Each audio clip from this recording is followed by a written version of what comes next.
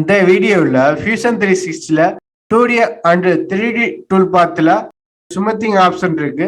அது எப்படி ஒர்க் ஆகுது சொல்லி பார்க்கலாம். நெக்ஸ்ட் பார்த்தீங்கன்னா இந்த ஸ்மூத்திங்கில் ஒரு ஃபினிஷிங் டூல் பாத் ஒன்று ஜென்ரேட் பண்ணிடுறான். என்ன டூல் ரன் பண்ண புரியல, சேம் தான். பார்த்தீங்கன்னா உங்கள் ரெக்யூர்மெண்ட்டுக்கு ஏற்றாப்புல பவுண்டரி ஜென்ரேட் பண்ணிக்காங்க. செலெக்ஷன் பவுண்டரியில் போயிட்டு இந்த லொக்கேஷனில் ரெண்டான்னு சொல்லிட்டு கால்குலேட் பண்ணுறோம். பார்த்தீங்கன்னா டூல் பாத் வந்து ஜென்ரேட் ஆயிடுச்சு. இதோட ப்ரோக்ராம் பாயிண்டை பார்த்தீங்கன்னா கீழே போனோம்னா பாயிண்ட்ஸ் இருக்கு. இது பார்த்தீங்கன்னா ப்ரோக்ராம் மாடலில் வந்து ஆஃப் பண்ணிடுறோம். டூல் பாத் ஆன் பண்ணிடுறோம். ப்ரோக்ராம் பாயிண்ட் வந்து லீனியர் மோடில் வந்து நிறையா பாயிண்ட் எடுத்து கொடுத்துருக்கு. இதே டூல் பாத்தை வந்து டூப்ளிகேட் பண்ணிடுறோம்.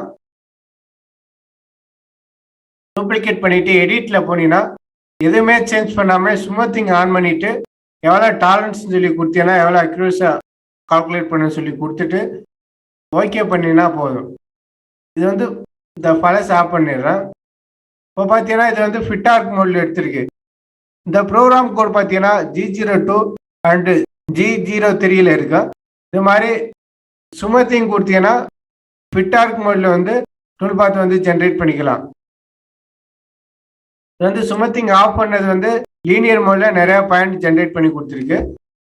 ஸ்மூத்திங் ஆன் பண்ணனால இது வந்து G02 அண்டு G03 ரெண்டில் எந்த ஃபார்மேட் வேணாலும் இருக்கலாம்.